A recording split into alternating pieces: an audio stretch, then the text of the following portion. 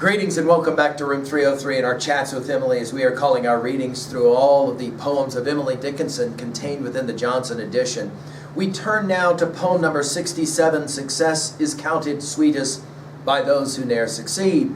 Now, I have already given a set of comments on this poem that I will put in the comment section for you. And I'm going to work off of the assumption that you've already worked with me through that set of comments as I now amplify those observations. This, many argue, is Emily's most famous poem. Certainly, it has a famous history, this poem does. Part of the reason is because Emily never really published any of her poems during her lifetime. However, she was convinced by her pal, Helen Jackson, to publish this poem. After 2 years, she started in 1876 trying to convince her, you need to publish something. And she did it, but she did it without her name. And that makes this poem quite fascinating because there was a whole lot of folks that thought actually Ralph Waldo Emerson was the author of this poem, which of course could be, I think, taken from Emily to be a compliment, but also it's like, wait a minute, I'm not getting the kind of recognition that I would like to have. There's interesting stories about when she was told that this poem had made it into print, and somebody kind of had figured out that it was Emily, that there was she turned, quote unquote, she turned white because clearly she was concerned about it. Now, there's been some debate about the referencing to the military references in this poem. Let's just remind ourselves, she actually wrote this poem 2 years before the Civil War, and in that regard, she's almost like, able to see the horrifying future that would soon arrive. This is, of course, another one of our poems of paradox. It's also going to be a theodicy, and as I talk about it in my earlier lecture, I think that's the way you have to read this. In other words, why must there be pain and suffering in the world? So I'm hopeful you've been following our stuff at LearnStrong.net. Chats with Emily is our playlist. We just finished with poem number 66, So From the Mold. And I think it's significant to point out that when we come to this poem, if you have read the preceding 66 poems, this poem sits then in the context with those other poems, and I find that a fascinating study as well. Now, I'm going to point out a few things that I didn't say in my lecture specifically on this poem.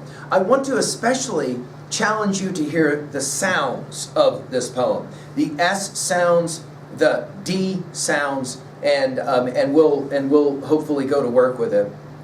Success is counted sweetest by those who ne'er succeed. To comprehend a nectar requires sorest need.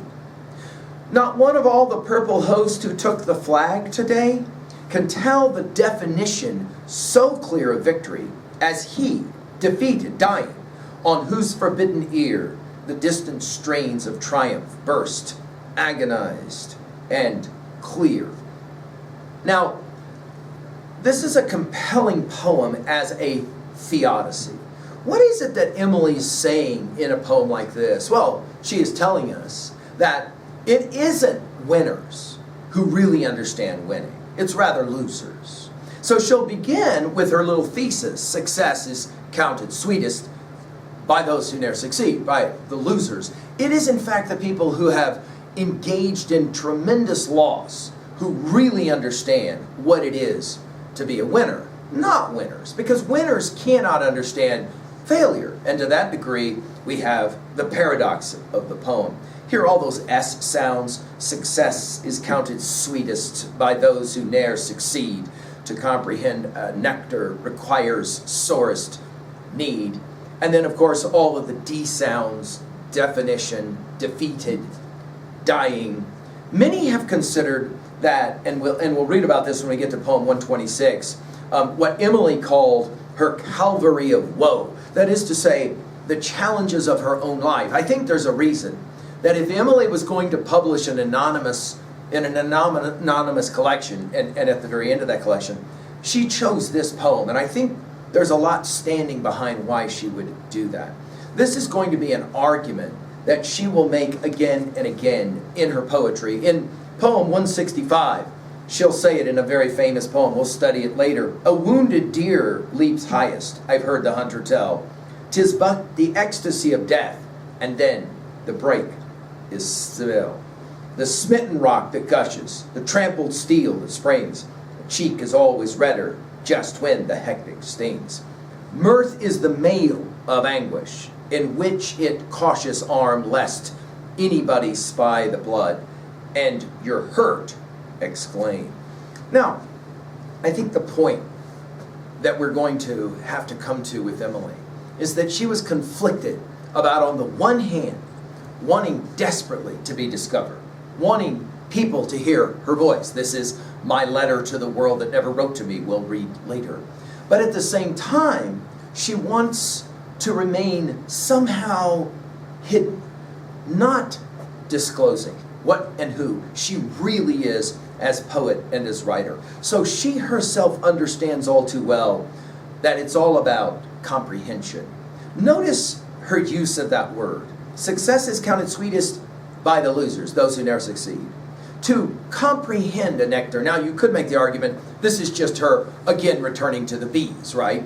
To comprehend, to appreciate the nectar requires the sorest need. Notice that this idea of the worst of off is always going to be the source of the very best. It's a fascinating view of theodicy. And then she'll move to, of course, this martial imagery. So you have the purple host. Think about the Christian language of the host, and think about this already as we've been speaking about it in these earlier poems.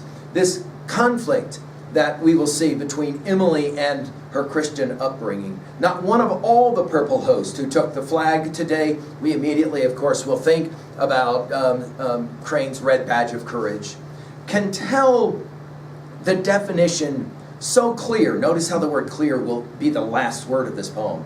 So clear of victory, notice it is capitalized, as the defeated, the dying, on whose forbidden ear the distant strains of triumph, the winners are over there shouting, we are the winners. And the last thing this individual hears as he expires is this agonizing recognition that everything is gone, everything is lost.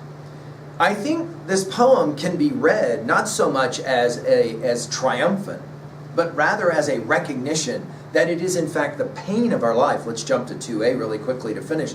It is the pain of our life that oftentimes will define our life as victorious. It's the way that we get through it.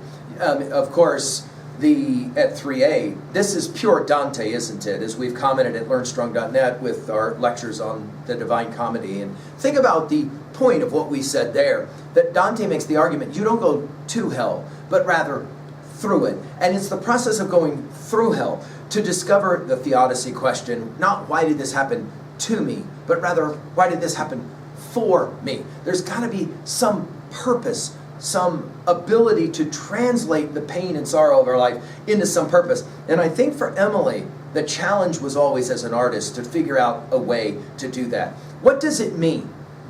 Think of it this way. What does it mean for Emily when someone says to her, have you read that new Emerson poem, Success is Counted Sweetest? And Emily has to then decide not to say anything about her being the creator of that poem, not Ralph Waldo Emerson. Imagine the emotional toll that takes on Emily. And it's in that moment that she then really understands what publishing is all about, and what disclosure is all about, and what recognition and fame is all about. Why? Not because she experiences it, but because she doesn't experience it. She witnesses it, as you know, as experienced by the one who is laying defeated, dying, and agonizing over the last sounds being the cry of victory, just not for them. Finally, at 3b, as I think I said in my previous lecture, that I'm hopeful that you watched on this poem already to kind of explicate.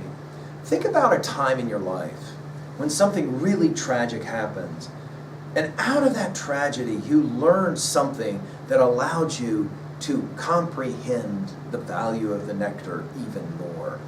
Think about the way in which our study of Emily is hopefully doing this very thing of rewarding you with hard work. Thank you.